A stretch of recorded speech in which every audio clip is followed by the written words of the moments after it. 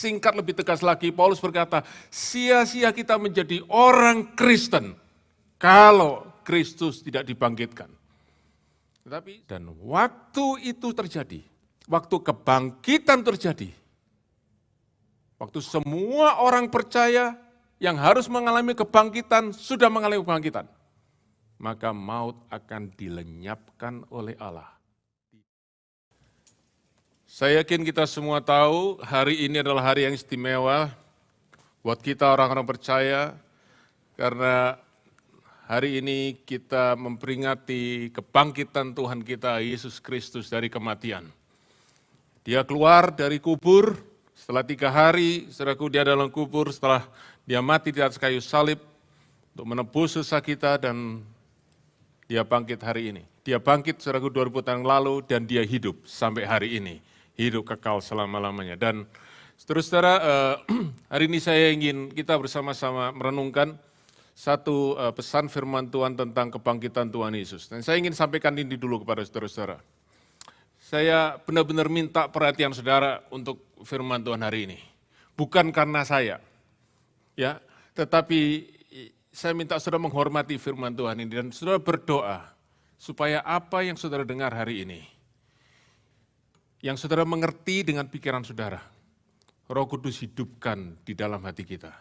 Sebab saya ingin katakan kepada saudara semua, bahwa kalau kita mengerti sungguh-sungguh, dan kita, saudaraku, firman kebenaran ini hidup di dalam diri kita, ada satu perubahan, ada satu perubahan radikal dalam kehidupan kita. Saya hanya bisa mengatakan itu, saudaraku, dan saya hanya bisa berdoa supaya Roh Kudus yang mengerjakan dalam hati saudara semua. Tapi satu hal yang saya minta, berikan waktu ini yang terbaik, saudaraku, untuk firman Tuhan, supaya waktu saudara duduk di ibadah ini tidak pernah sia-sia. Mari kita buka di dalam surat 1 Korintus pasal yang ke-15, ayat yang ke-57 dan 58. 1 Korintus 15 ayat 57 dan 58, dan saya selalu ingin undang kita semua untuk bersama-sama membaca setiap ayat firman Tuhan di Alkitab saudara masing-masing, baik hard copy maupun di Alkitab elektronik saudara. Dan satu hal yang terkecil yang kita bisa lakukan untuk menghormati firman Tuhan adalah kita membaca firman Tuhan itu dan minta untuk Tuhan menghidupkan firman di dalam pikiran dan hati kita. Mari kita baca sama-sama 1 Korintus 15 ayat 57 dan 58. Tetapi syukur kepada Allah yang telah memberikan kepada kita kemenangan oleh Yesus Kristus Tuhan kita. Karena itu saudara-saudaraku yang kekasih, berdirilah teguh, jangan goyah, dan giatlah selalu dalam pekerjaan Tuhan. Sebab kamu tahu bahwa dalam persekutuan dengan Tuhan, jerih payahmu tidak sia-sia. Amin. Demikian firman Tuhan, saudaraku, untuk kita semua hari ini. Nah, Paulus berkata, saudara-saudara, dia menulis satu pasal yang cukup panjang, saudaraku, di dalam Alkitab, salah satu pasal yang terpanjang, 58 ayat. Dan pasal itu, saudaraku, hanya berisi satu topik saja, yaitu topik tentang kebangkitan. Dan saya, saudaraku, ingin kita mengerti sungguh-sungguh.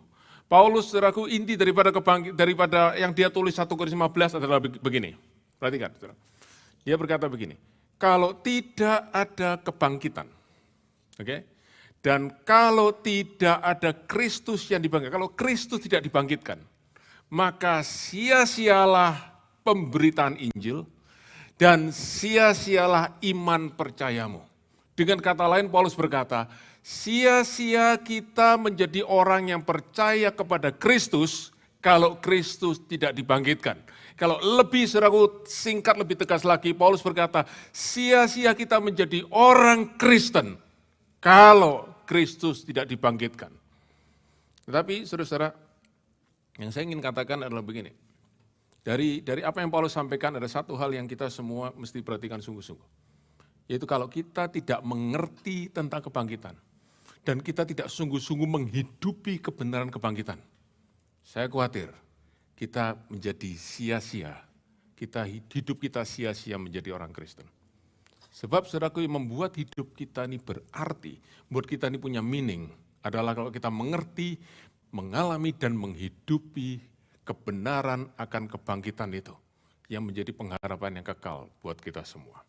Karena itu sekali lagi saudaraku saya berdoa supaya kita semua membuka hati kita dan izinkan Roh Kudus membawa firman ini ke dalam hati kita semua. Paulus saudaraku berkata di dalam ayat yang ke-57, dia berkata syukur kepada Allah yang memberi kepada kita victory, kemenangan di dalam atau melalui Tuhan Yesus Kristus. Nah saudara tentu masih ingat tahun ini, tahun yang diberi tema bangkit jadi pemenang. Dan saudaraku, firman Tuhan hari ini berkata bahwa kita memiliki kemenangan di dalam Kristus. Saudara, berapa banyak yang pernah bertanding dan saudara menang? Siapa yang pernah? Enggak pernah. Saya pernah, saudaraku, beberapa kali. Sudah lama, ya, dan menang, saudaraku. Kenapa? Karena saya bertanding melawan anak-anak saya. Oke. Ya, kadang-kadang kalah juga. Tetapi saudara, kalau saudara pernah bertanding benar-benar ya, saudara bertanding berjuang, apalah, badminton, tenis, saudaraku, renang, tarik tambang, saudaraku, main dakon, oke ya, apapun saudaraku ya, oke. Waktu saudara menang, saudara ada perasaan apa? Dalam hati kecil, saudara sadar tidak? Ada perasaan begini, I did it. Betul? I did it. Kalau saudara pertandingannya tim, saudaraku, rangkul-rangkulan sama-sama, we did it. Oke, artinya, yes, this is our victory. Yes, we achieve it. Nah, Paulus berkata, di dalam Kristus engkau adalah orang-orang yang menang. Engkau mendapat kemenangan. Tetapi, waktu engkau mendapat kemenangan itu, engkau tidak pernah bisa berkata, we did it, I did it. Tapi, saudaraku, tangan kita tidak menepuk dada. Tangan kita terangkat dan berkata, thank you God. Kenapa? Karena kemenangan ini bukan hasil usaha kita. Kemenangan ini bukan hasil perjuangan kita. Kemenangan ini bukan we achieve, but we receive. Kita terima. Dan karena kita terima, kita tidak berbangga diri, kita tidak bermegah. Tapi kita bersyukur, kita berterima kasih kepada Tuhan. Itulah kemenangan di dalam Kristus. Dan itulah saudaraku indahnya. Kehidupan di dalam Kristus. Kehidupan yang penuh dengan kemenangan, tapi tidak pernah membangkitkan rasa sombong, tidak pernah rasa saudaraku bangga diri yang membuat kita merasa lebih baik daripada orang lain, buat kita superior. Tapi saudaraku hanya membangkitkan rasa syukur kepada Tuhan. Pertanyaannya sekarang, kemenangan apa yang kita dapatkan dari Tuhan melalui Tuhan Yesus Kristus? Ayat 57 ini bicara tentang victory. What victory? Itu ada jawabannya di ayat 54 sampai 56. Mari kita lihat sama-sama. Mari kita lihat sama-sama. Mundur 3 ayat, saudara-saudara. Saya akan bacakan satu kalimat, setelah itu saya beri aba-aba untuk saudara juga bisa baca sama-sama. Mulai ayat 54 bagian yang kedua sampai ayat 56. Oke. Maka akan genaplah firman Tuhan yang tertulis. Mari baca sama-sama. Maut telah ditelan dalam kemenangan. Hai maut, di manakah kemenanganmu? Hai maut, di manakah sengatmu? Sengat maut ialah dosa dan kuasa dosa ialah hukum Taurat. Jadi saudara tahu sekarang kemenangan apa yang dimaksud oleh Rasul Paulus di sini yang Allah berikan kepada kita di dalam Yesus? Kemenangan atas maut. Dan Paulus berkata, maut sudah ditelan di dalam kemenangan. Maut sudah ditundukkan di bawah kemenangan. Adalah kemenangan Kristus. Kristus sudah mengalahkan maut. Dan saudara, lalu Paulus, saudaraku ya, menyanyikan satu sorakan ya. Dia saudaraku, menantang dengan sedikit, saudaraku ya, menantang dengan sedikit menertawakan. Dia berkata, hai maut, di mana kemenanganmu? Di mana sengatmu? Saudara-saudara perhatikan, kalimat ini menunjukkan itu adalah satu perubahan yang radikal yang Paulus katakan. Waktu dia berkata, hai maut, di manakah kemenanganmu? Itu saudaraku bicara tentang sekarang. Yang berarti menunjukkan saudaraku di waktu yang lalu, maut itu selalu menang. Maut itu berkuasa. Maut itu ada power. Tapi sekarang, Paulus berkata, sekarang mana kemenanganmu? Mana sengatmu? Saudara-saudara, Paulus tidak akan mengatakan, tidak akan bertanya di mana kemenanganmu, di mana sengatmu, kalau maut tidak punya kemenangan dan sengat dulunya. Jadi dulu dia punya. Tapi sekarang, kemenangan, otoritas, kuasa daripada maut, sudah diambil, sudah dihancurkan. Dan sengat itu sudah, saudaraku, dicopot, tidak ada lagi. Haleluya. Dan siapa yang melakukan itu? Tuhan kita, Yesus Kristus. Sengat dan kuasa daripada sengat itu sudah dihancurkan oleh Tuhan Yesus. Sehingga apa yang terjadi? Apa yang terjadi? Maut tidak lagi menakutkan. Maut tidak lagi berbahaya. Saya mau kasih ilustrasi pada saudara-saudara tentang ini. Saudara tahu ini binatang apa? Lebah, ya. B-E-E, B, lebah, ya. Berapa banyak saudara pernah lihat lebah? Pernah ketemu lebah? Oke. Berapa banyak saudara ketemu lebah lalu saudara dekat-dekat lebah, sini lebah, cium aku. Enggak ada ya, saudara lari, ada saudara shoo, usir. Oke. Saudaraku kenapa? Karena lebah itu bentuknya menjijikkan? Tidak, lebah itu banyak yang warnanya menarik. Betul ya, saudaraku? Tapi membuat saudara tidak mau dekat dengan lebah, bukan lebahnya, tapi apa? Sengatnya, stingnya.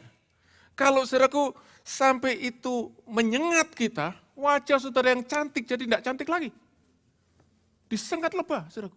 Jadi yang menakutkan dari lebah itu adalah sengatnya. Nah, bayangkan saudaraku, seandainya saudara tiba-tiba ada lebah terbang menuju saudara. Dan, perhatikan ya, dan seandainya saudara bisa tahu pasti lebah itu sudah tidak punya sengat lagi. Saudara takut enggak? Saudara lari enggak? Mungkin saudara kaget, tapi saudara tidak akan lari, saudara tidak akan takut. Sebab saudara tahu, ini binatang tidak lagi berbahaya dan tidak lagi menakutkan. You agree with me? Yes? Nah, saudara-saudara, itulah yang terjadi dengan maut. Itulah yang Paulus katakan. Hai maut, di manakah kemenanganmu? Artinya apa? Maut masih ada. Kalau enggak dia ngomong sama siapa? Dia kan orang gila, saudara, ngomong sama sesuatu yang enggak ada, betul? Jadi maut itu masih ada. Tapi Paulus berkata, hai maut, aku tahu engkau masih ada, tapi engkau sudah dikalahkan dan sengatmu, senjatamu yang mematikan, yang menakutkan, sudah tidak ada lagi. Haleluya, luar biasa. Kenapa? Karena Yesus sudah cabut sengat itu. Yesus sudah cabut kekuatanmu. Nah, bagaimana Tuhan Yesus mencabut kekuatan daripada sengat itu? Saya mau kasih pada saudara ilustrasi tentang lebah ini. Berapa banyak saudara pernah dengar kalimat ini tentang lebah? Lebah itu kalau sudah menyengat, dia akan mati, tidak lama lagi. Siapa yang pernah dengar itu? Oke? Saudara yakin itu benar? Saudara pernah lihat sendiri? Enggak pernah. Tapi saudara yakin itu benar ya? Saudara tahu kenapa itu benar? Enggak tahu, pokoknya taunya begitu, konon kata orang. Nah saya beritahu pada saudaraku kenapa seperti itu. Dan saya baru tahu kemarin waktu saya belajar. Oke. Nah ya, begini saudaraku, begini. Kalau saudara, maaf kalau saudara belajar zoologi, ya, saudara berkata, oh musuhnya lebih jelas daripada itu. Saya cuma sampaikan sederhana. Saudara tahu kalau bicara tentang lebah, itu yang kita takuti kan sengatnya ya. Sengatnya ada di mana? Saudara mungkin pikir yang di atas itu ya. Bukan. Sengatnya itu ada di perut. Ada di perut dan saudaraku jadi sengat itu seperti duri yang keluar gitu ya dari perutnya. Dan itu terhubung saudaraku di dalam bagian daripada perut, abdomen daripada lebah itu, di mana ada kantong yang berisi racun daripada sengat itu. Nah itu sebabnya saudaraku badan kita langsung bereaksi, saudaraku bengkak dan lain sebagainya. Dan saudaraku kalau ada orang yang punya alergi, bisa sangat fatal akibat sengatan daripada lebah itu. Nah jadi sengat itu terhubung dengan kantong daripada racun, dan kantong dari racun itu saudaraku terhubung dengan isi perut dan otot-otot pencernaan dari si lebah. Waktu lebah itu dengan instingnya saudaraku nyengat karena dia membela diri, apa yang terjadi? Dia keluarkan saudaraku, dia tusukkan itu sengat itu dengan seluruh kantong racun itu, dan terus saudara, isi perutnya itu terikut. Jadi dia mengalami rupture, saudara tahu rupture ya, dia mengalami saudaraku lobang di dalam abdomennya. Karena itu daerah kemudian, dia mati. Karena isi perutnya keluar semua. Saudara, kenapa saya cerita ini? Waktu saya renungkan ini, saya mendapatkan gambaran bagaimana Tuhan Yesus, dia mengalahkan maut dan dia mengambil sengat daripada maut. Bagaimana caranya? Dengan dia mengalami kematian. Di atas kayu salib, waktu dia mati, dia membiarkan maut menyengat dia. Sengat. Dan dia mengalami kematian. Tetapi kemudian, haleluya, dia bangkit. Dan waktu dia bangkit, dia tidak mati walaupun disengat oleh maut. Yang mati siapa? Mautnya. Saudaraku, begitu maut menyengat Tuhan Yesus, sengatnya dikeluarkan, saudaraku. Dia mulai, saudara ngerti istilah saya ya, ini bahasa yang tinggi. Dia mulai kelepek-kelepek, saudaraku. Dia mulai dying. Tidak ada lagi kekuatan, tidak ada lagi sengatnya. Sudah disedot oleh Tuhan Yesus. Sehingga sekarang maut itu kemana-mana, tidak bersengat lagi. Dan waktu dia menyengat saudara dan saya di dalam Kristus, maut masih ada, dengar baik-baik. Kita masih bisa mengalami maut. Tetapi kita di dalam Kristus, kita tidak bisa lagi mengalami sengatan dari maut. Bahkan kuasa daripada sengat itu. Karena Yesus sudah mati di atas kayu salib, menebus dosa kita. Sengat maut tidak lagi berlaku atas kita, dan hukum Taurat yang menjadi kekuatan daripada dosa yang kita sudah pelajari hari Jumat yang lalu, sudah digenapi atas kita.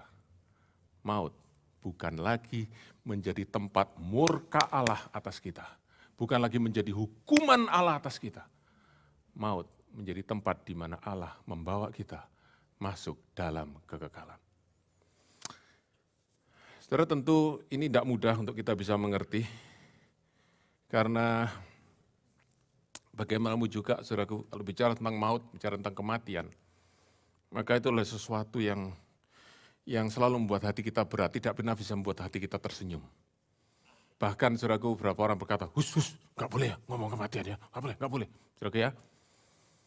Tapi ini kebenaran yang kita harus mengerti sungguh-sungguh, dan sekali lagi saudaraku berdoa supaya Tuhan hidupkan kebenaran. Nah, mari kita baca di dalam surat Ibrani pasal yang kedua, ayat 14 dan 15. Ayat yang luar biasa, saudaraku. Sempat dibaca di 3 minggu lalu ibadah bersama dengan Pak Niko. Sekarang kita baca lagi ayat 14 dan 15. Ibrani pasal 2 ayat 14-15. Mari baca ya. Karena anak-anak itu, manusia, adalah anak-anak dari darah dan daging, maka ia, Tuhan Yesus, juga menjadi sama dengan mereka. Artinya Tuhan Yesus menjadi darah dan daging, dia menjadi manusia sama seperti kita. Saudara ingat ya, Paulus pernah menyanyi di dalam surat Filipi pasal yang kedua, Tuhan Yesus Kristus yang walaupun dalam rupa Allah tidak menganggap kesetaraan dengan Allah sebagai milik yang harus dipertahankan, melainkan merendahkan dirinya dan mengambil rupa seorang manusia. Supaya apa, saudaraku? Supaya dia mendapat bagian dalam keadaan mereka, yaitu keadaan manusia. Kalimat berikutnya baca, supaya oleh kematiannya ia memusnahkan dia. Dan bahasa Inggrisnya, saudaraku, bukan destroy him, tapi break the power of him. Ya, mematahkan kuasa daripada dia, yaitu apa? Iblis yang berkuasa atas maut. Kekuatan maut itu dipatahkan oleh Tuhan Yesus lewat kematiannya di atas kayu salib. Sehingga sekarang maut tidak lagi berkuasa atas dia. Dan itu dibuktikan dengan Tuhan Yesus bangkit dari kematian. Nah, itu yang pertama, saudaraku. Itu yang pertama. Tuhan Yesus mati dari kayu salib dan bangkit, dia mengalahkan kuasa maut. Tapi ada yang kedua. Apa yang Tuhan Yesus lakukan? Ayat 15, mari baca. Dan supaya dengan jalan demikian, dengan jalan apa? Dengan jalan dia mati, mengalami maut, tapi kemudian dia bangkit, ia apa? Membebaskan mereka yang seumur hidupnya berada dalam perhambaan karena takut kepada maut. Tuhan Yesus mati dan bangkit, itu sebabnya saudaraku, saya ulangi sekali lagi, maaf kalau saya repetitif dalam kalimat ini. Kita perlu berdoa minta pewahyuan daripada Tuhan. Sebab kalau kita mengerti sungguh-sungguh saudaraku, kebangkitan Kristus, dia bangkit bukan hanya untuk dirinya sendiri. Dia bangkit untuk membebaskan kita dari ketakutan terhadap maut.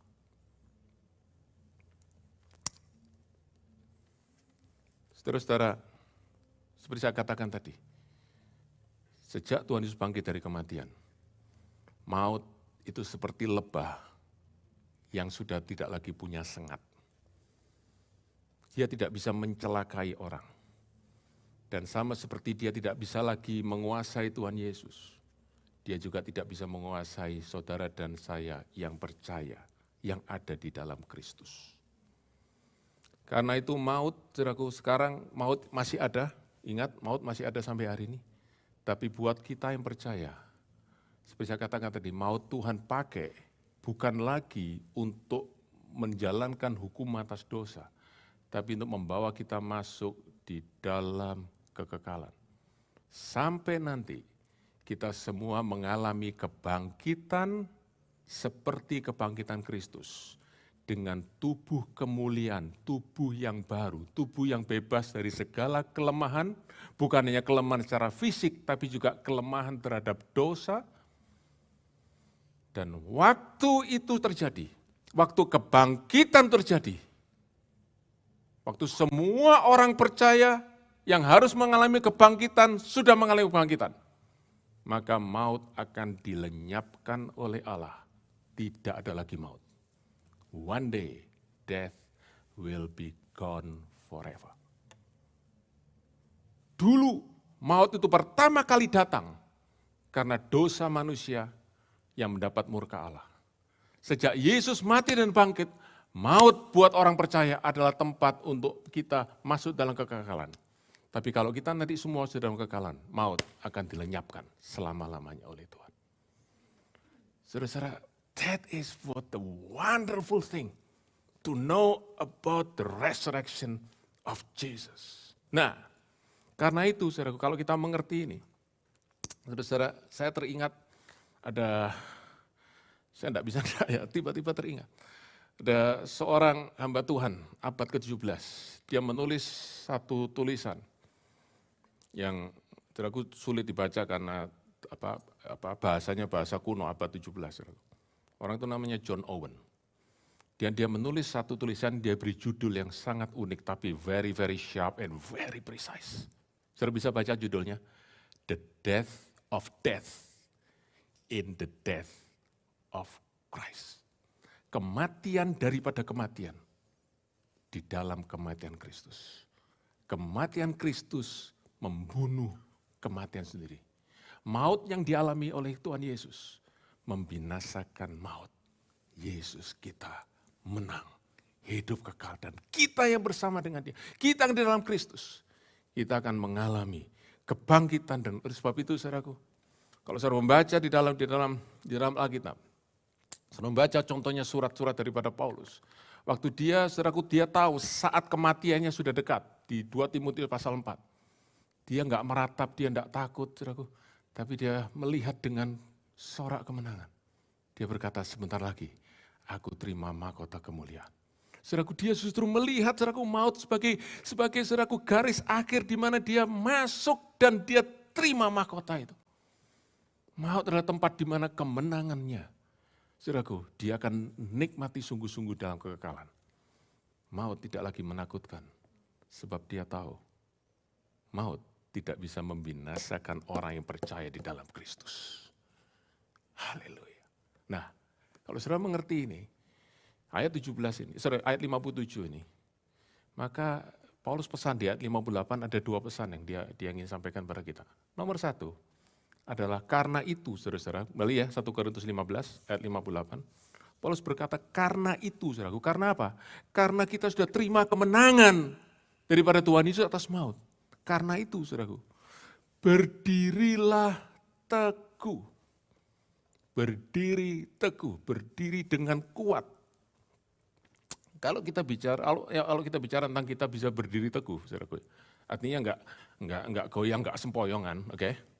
Kita selalu cenderung berpikir, itu tergantung sama kita, oke? Kita kuat atau kita baru bangun, begitu ya, jadi agak sempoyongan gitu ya.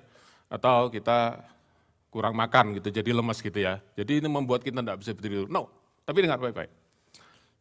Kita berdiri teguh itu nomor satu bukan posisi kita yang penting, tapi pondasi kita. Oke? Kalau saudara berdiri di atas pondasi yang rapuh, pondasi yang seraku bergerak terus, saudara mau coba berdiri teguh seperti apa pun nggak bisa sebab pondasimu tidak teguh. Saudara pernah main trampolin? Saudara pernah mencoba berdiri teguh nggak goyang di atas trampolin? Nggak bisa, saudaraku. Karena itu selalu bergerak. Tapi kalau saudara berdiri di atas beton, ya, saudaraku ya, tanah yang ada beton konkret, saudara bisa berdiri teguh. Karena dasarmu dasar yang teguh. Jadi waktu Paulus berkata, berdirilah teguh, artinya begini, cari tempat di mana engkau bisa berdiri dengan teguh. Jangan berdiri di atas sesuatu yang goyah, jangan berdiri di atas sesuatu yang rapuh. Seperti saudara perumpamaan Tuhan Yesus, jangan mendirikan rumah di atas pasir, tapi dirikan di atas batu yang teguh. Nah, apa dasar yang teguh untuk kita bisa berdiri itu? Kata stand firm ini, saudaraku, ternyata mengulang apa yang Paulus katakan di pasal 15 ini ayat yang pertama dan kedua. Mari kita baca. Pasal 15 ayat pertama dan kedua, 1 Korintus 15. Oke, kita baca ya. Dan sekarang saudara-saudara, ayo, aku mau mengingatkan kamu kepada apa? Injil yang aku beritakan. Jadi dasar untuk kita bisa berdiri teguh adalah Injil Yesus Kristus. Injil yang aku beritakan, kata Paulus, yang aku terima daripada Tuhan. Kalimat berikutnya. Yang aku beritakan kepadamu dan yang kamu terima, ayo baca yang keras. Dan di dalamnya kamu teguh berdiri. Ya, saudaraku. Jadi bagaimana kita bisa teguh berdiri kalau pondasi kita kuat dan pondasi kita yang kuat adalah Injil Tuhan Yesus Kristus, Injil kasih karunia daripada Tuhan, Injil keselamatan. Haleluya. Lanjutkan ayat yang kedua. Oleh Injil itu kamu diselamatkan, asal kamu teguh berpegang kepadanya. Nah, baru yang kedua, kalau kamu sudah punya dasar yang teguh, kamu sekarang bisa berdiri teguh. Tapi kalau enggak, kamu pasti akan jatuh. Dan saudara-saudara, apa Injil yang diberitakan oleh Paulus? Ayat 3 dan 4. Mari baca sekali lagi. Ayat 3 dan 4. Sebab yang sangat penting telah kusampaikan kepadamu, yaitu bahwa Kristus telah mati karena dosa-dosa kita, sesuai dengan kitab suci, bahwa ia telah dikuburkan dan bahwa ia telah dibangkitkan pada hari yang ketiga, sesuai dengan kitab suci. Itu, saudaraku, adalah Injil yang Paulus ingin kita pegang dengan teguh.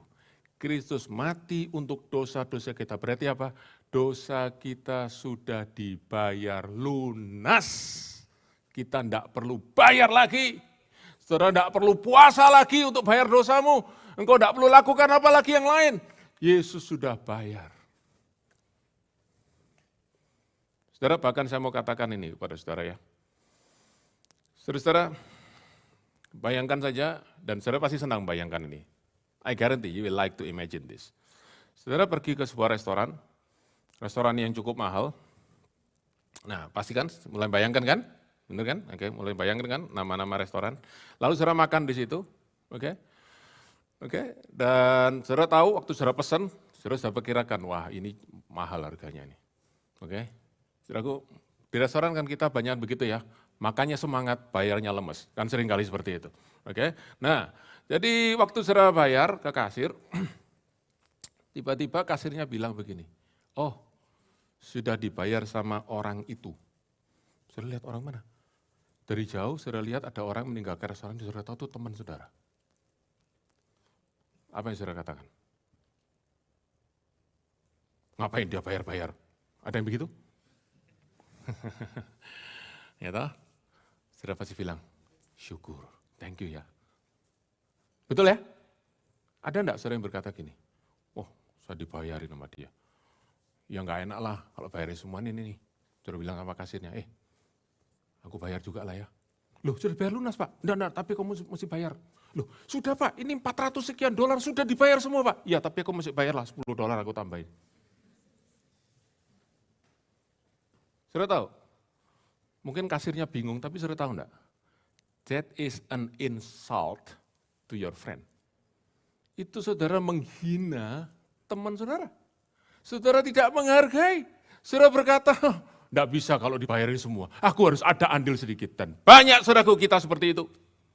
Banyak kita berkata, oh ya Yesus mau mati buat aku, tapi aku harus bayar dikit-dikit lah. That is an insult. That is an insult to the sacrifice of Christ, to the blood of Christ that paid our sin in full. Karena itu Paulus berkata, pegang ini Injil, dosamu sudah diampuni, dosamu sudah yang merah seperti kermisi, sudah diputihkan seperti salju.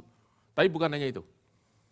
Kristus sudah bangkit hari ketiga sesuai dengan kitab suci. Nah, kita saudaraku, kita kalau bicara tentang kematian Tuhan Yesus kata salib, wah saudaraku kita terharu dan well, yes, that's good. Tapi jangan lupa, tidak kalah penting saudaraku. Dan saya harus katakan, kalau kita tidak lanjutkan kematian Kristus, kita lanjutkan dengan kebangkitan Kristus, kita tidak benar-benar ngerti apa artinya keselamatan. Paulus berkata, Yesus mati dosa kita, tapi setelah itu dia bangkit. Nah, kemudian Paulus melanjutkan nih, kenapa Yesus bangkit dari kematian? Oke, saya hari ini tidak bisa bahas semuanya, saudaraku, karena saya tahu saudara harus pulang. Oke. Tapi saya mau ambil satu ayat, 1 Korintus 15, mari kita baca ayat 16. 1 Korintus 15 ayat 16. Oke, Paulus berkata begini, jika benar orang mati tidak dibangkitkan, maka Kristus juga tidak dibangkitkan. Jadi saudaraku kalau kita balik kalimatnya, oke, Kristus dibangkitkan supaya apa? Orang yang mati di dalam Kristus juga dibangkitkan. Itu mutlak. Paulus menggunakan argumen sebab akibat. Allah membangkitkan Kristus sebab di dalam pikiran Tuhan sudah punya rencana dia akan membangkitkan semua kita yang percaya dan ada di dalam Kristus. Kalau tidak, dia tidak akan bangkitkan Kristus. Kalau tidak, dia tidak akan suruh saudaraku Tuhan Yesus untuk turun saudaraku ke dunia ini untuk mati untuk dosa-dosa kita. Tapi dia sudah punya saudaraku pikiran, dia sudah rencana yang besar buat saudara dan saya. Yaitu kita semua akan mengalami kebangkitan bersama dengan Kristus. Kenapa demikian saudaraku? Karena kebangkitan bersama Kristus itu punya makna yang dalam, punya makna yang luar biasa, bukan hanya secara teologis, bukan secara doktrinal, tapi secara praktikal. Kita maju ke ayat 32, masih 1 Korintus 15 ayat 32. Mari kita baca sama-sama. 1 Korintus 15 ayat 32, oke? Sudah dapat? Ya. Jika orang mati, bagian kedua ya, jika orang mati tidak dibangkitkan, maka marilah kita makan dan minum sebab besok kita mati. Jadi kalau tidak ada kebangkitan, ya mari kita nikmati hidup kita nih sepuas-puasnya. Apapun yang kau ingin lakukan, apa yang kau ingin dapatkan, apa yang kau cicipi, sekarang waktunya.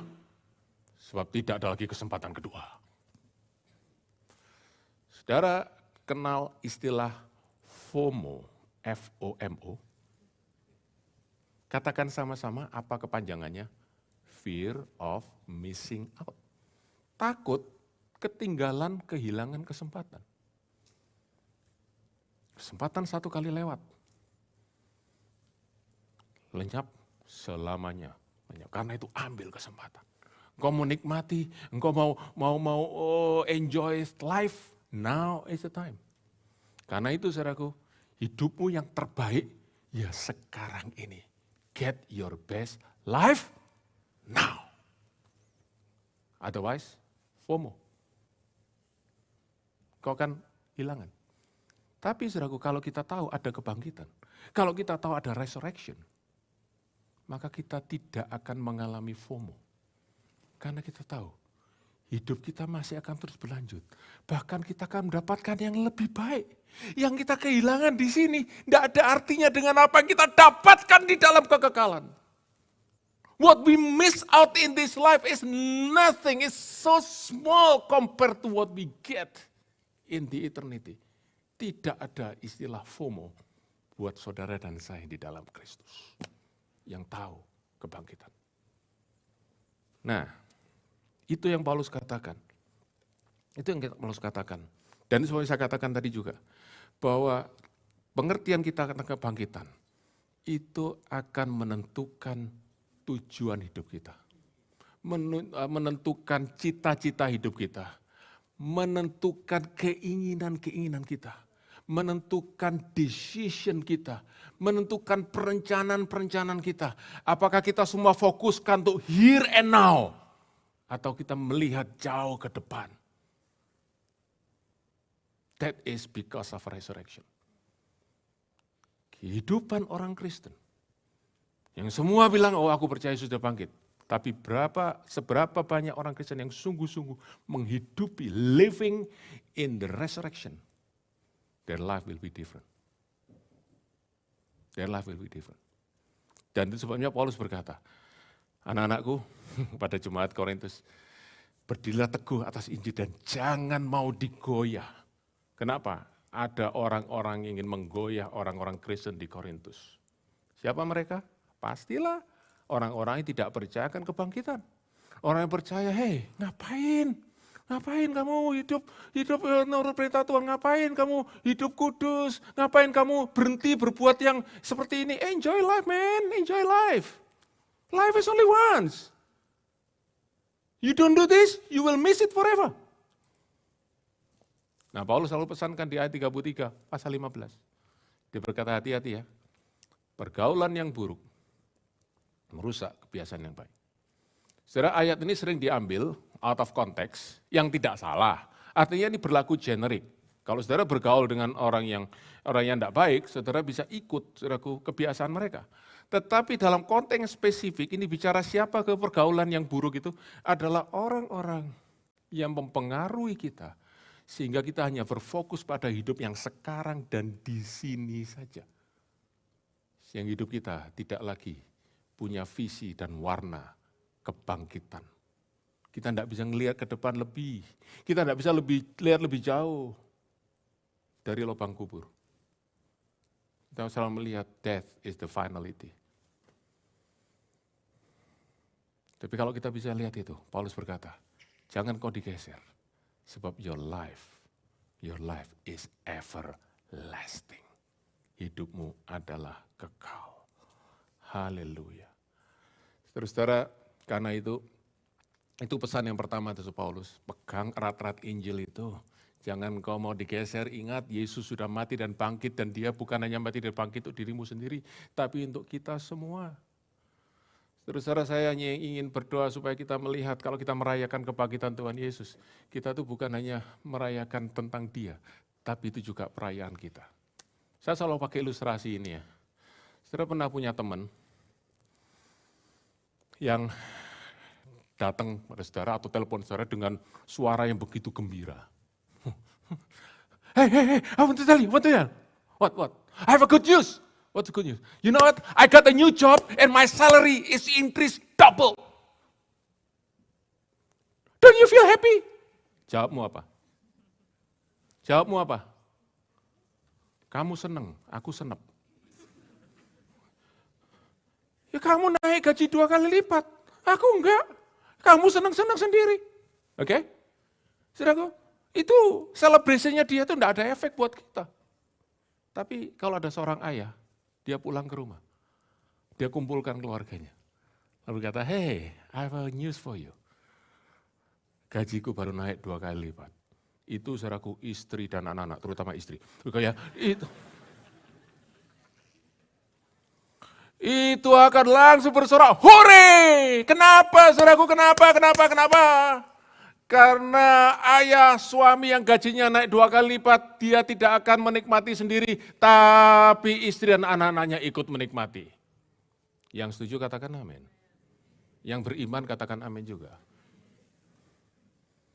Nah, kita bisa melihat Tuhan Yesus mati dan bangkit, saudaraku. Oh ya sebab itu ya, itu Tuhan Yesus. Doesn't affect us. What's in it for us? Tapi kalau kita melihat, hey, dia bangkit, itu aku juga ikut bangkit. It will make a big difference, saudara. Big difference. Kita tidak akan lagi mau dikekang oleh faham eksistensialisme di dalam dunia ini.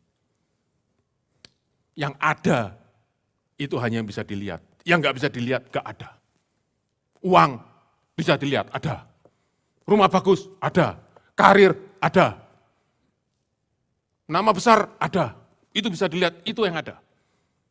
Surga, itu saudaraku, paham di dunia ini. Tuhan, kebangkitan, itu cuman fantasi. Saudaraku, itu saudaraku akan dengar terus. Mencoba menggeser kita dari pengharapan Injil. Paulus berkata, jangan mau digeser. Amin. Itu pesan yang pertama. Pesan yang kedua. Kembali ayat 58. Berdirilah teguh, jangan goyah, kemudian apa? Giatlah selalu dalam pekerjaan Tuhan. Betul ya? Bahasa Indonesia saudara, loh jangan lihat sini. Giatlah selalu pekerjaan Tuhan. Nah, kata giat itu saudaraku, dalam bahasa Inggrisnya yang benar, itu adalah kata abounding. Saudara ngerti kata abounding? Apa artinya abounding? Apa artinya abound? Berlimpah-limpah. Itu abounding. Melimpah. Jadi Paulus berkata begini, kalau engkau ngerti, engkau memiliki pengharapan kekal di dalam kebangkitanmu, engkau sama Tuhan akan kasih berlimpah-limpah. Saudara di sini berapa hidupmu berlimpah-limpah? Enggak ada, oke. Pasti karena saudara takut, oke. Saudara takut dengan pertanyaan berikutnya, oke. Enggak, saya enggak ada pertanyaan berikutnya. Oke, enggak ada ya, enggak ada yang berlimpah-limpah. Oke, berapa banyak sekarang hidupmu pas-pasan? Itu enggak ada juga. Oke, that's not important. Hidupmu berlimpah-limpah atau pas-pasan, that's not what really matters. What matters is this, yang engkau kasih sama Tuhan, itu berlimpah-limpah atau pas-pasan. Kata berlimpah itu saudaraku dari kata perisio, yang artinya apa? Surplus, melimpah, berlebih-lebih. Jadi Paulus berkata, kalau engkau bekerja buat Tuhan, kalau engkau melayani Tuhan itu jangan meager. Saya tahu meager ya, bukan minder, meager, pas-pasan. Ya ini cukuplah, segini cukuplah, ke gereja seminggu sekali cukuplah. Oke? Mending tau. Daripada saya jadi Christian CEO, saudara tahu CEO? Christmas, Easter only. Oke? Nah hari ini kebetulan ada, maaf ya kalau saudara hari ini. Mending seminggu sekali. Saudaraku, perhatikan. Itu berarti apa? Kita ngasih sama Tuhan pas-pasan. Oke, saya tidak mau bicara saudaraku, oh kalau gitu harus begini begitu. No. Tapi hatimu tahu. Your heart knows. Apakah engkau kasih sama Tuhan secukupnya? Atau ngasih Tuhan berlimpah-limpah? Dan apa yang membedakan itu? Because you know the truth of resurrection. Nah, saudara-saudara, Paulus berkata bahwa jerih payahmu dalam Tuhan. Kenapa engkau mau memberi berlimpah-limpah? Kenapa engkau tidak cuma beri sedikit? Sebab engkau tahu jeripayamu dalam Tuhan tidak sia-sia. Jadi kalau engkau berikan berlimpah-limpah, tidak akan pernah sia-sia, tidak akan pernah terbuang. Dan kata saudaraku, tidak pernah sia-sia. Itu saudaraku, tidak sia-sia. Itu melawan satu tangisan, jeritan yang ditulis oleh seorang, saudaraku, di buku Pengkhotbah. Banyak orang percaya itu Salomo. Di dalam kitab Pengkhotbah, pasal yang pertama, ayat yang kedua dan ketiga, saudara-saudara, Pengkhotbah meneriakkan tangisan ini. Kesia-siaan di atas kesia-siaan. Semuanya sia-sia, semuanya pointless, semuanya useless, semuanya meaningless. Lalu ayat 3 dia berkata, apa yang aku bisa dapatkan dari pekerjaanku labor di bawah kolong langit? Aku dapat apa? Enggak dapat apa-apa. Oh, saudara-saudara langsung protes, hehehe. Ya biar dia begitu, saya kerja, saya dapat duit sekarang, saya punya ini, saya bisa enjoy life. Jadi saya dapat. Saudaraku, maka pengkhotbah akan balik berkata kepada saudara, is that what you mean with life? Apa hanya itu yang namanya hidup? Dan pengkhotbah berkata, sia-sia semuanya. Sebab semua yang aku lakukan ini cuman hanya untuk membuat aku bertahan hidup. Dan setelah aku mati, semua yang prestasiku semuanya sia-sia. Saudara, sini ada yang berkali juara, dapat piala di rumah, sampai perlu ruang khusus untuk naruh piala, saudara. Ada saudara yang juara terus di kelas, sampai dinding rumah itu tidak kelihatan temboknya, piagam saudara semua. I tell you, one day, you will leave it behind. It's all meaningless. Tetapi di dalam Kristus, di dalam persekutuan dengan Tuhan, karena kebangkitan Kristus, itu tidak, pekerjaan kita di dalam persekutuan dengan Tuhan tidak lagi meaningless. Saudara, mari kita buka Wahyu pasal 14. Wahyu pasal 14. Ayat 13. Mari baca sama-sama, benar-benar ya, baca sama-sama. Wahyu 14 ayat 13. Dan aku mendengar suara dari surga berkata, tuliskan, berbahagialah orang-orang mati yang mati dalam Tuhan sejak sekarang ini. Saudara perhatikan, berapa banyak saudara kalau dengar berita tentang kematian, oh si anu itu loh, mati, mendadak, sakit, baru sebentar aja. Lalu saudara berkata gini, aduh kasihan ya dia. Siapa saudara pernah ngomong gitu? Pernah ya? Oke? We feel sorry ya. Saudara, saya bukan ingin merubah sesuatu yang jadi ekstrim. Oke? Saya bukan ingin merubah jadi ekstrim, tapi Alkitab berkata, orang yang mati dalam Tuhan itu don't need to be sorry. Tidak perlu dikasihani. Karena mereka itu blessed. Mereka itu berbahagia. Saudara pernah merasa kasihan kepada orang berbahagia? Bukan lalu, jangan salah saudaraku ya. Oh ini semua mati, haleluya, oh cita. Enggak saudaraku, enggak, bukan itu maksud saya. Kita bersimpati dengan keluarga yang ditinggalkan, saudaraku. Kita sedih karena ada perpisahan, tetapi buat orang yang mati dalam Tuhan, it is blessed. Kenapa? Ada resurrection. Tapi yang kedua, perhatikan. Baca kalimat yang kedua. Kalimat kedua. Sungguh, kata Roh, supaya mereka boleh beristirahat dari jelah mereka, karena segala perbuatan mereka, segala pekerjaan mereka, menyertai mereka, tidak ditinggal di dunia ini. Salomo berkata apa? Semua usahaku, keberhasilanku, aku tinggal, orang lain yang menikmati. Tapi buat kita yang dalam Tuhan, buat kita yang bekerja dalam Tuhan, pekerjaan kita tidak pernah meninggalkan kita. Ikut sama-sama sampai pada kekekalan. Dan di situ kita terima reward yang kekal dari Tuhan. That is the truth of resurrection, saudara. Karena itu Paulus berkata, tidak sia-sia. Mari, jangan kasih sama Tuhan itu meager, jangan yang pas-pasan, kasih yang abundant. Haleluya. Tapi saya mau katakan saudaraku, ayat jerih payamu dalam persoalan dengan Tuhan tidak sia-sia itu juga sebuah peringatan buat kita. Yaitu apa? Kalau kita tetap hidup untuk diri kita sendiri. Kalau kita tetap hidup untuk ambisi kita sendiri. Kita di luar persoalan dengan Tuhan. Semua yang kita lakukan sia-sia. Perhatikan, saudara. Pelayanan pun kalau kita lakukan untuk pamor kita, untuk fame kita, itu sia-sia.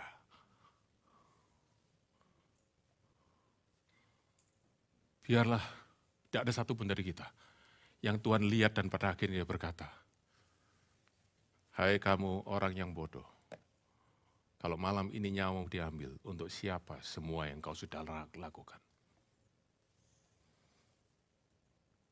Haleluya. Satu lagi, saudaraku. Kenapa Paulus saudaraku berkata, jerih payamu dalam Tuhan tidak sia-sia.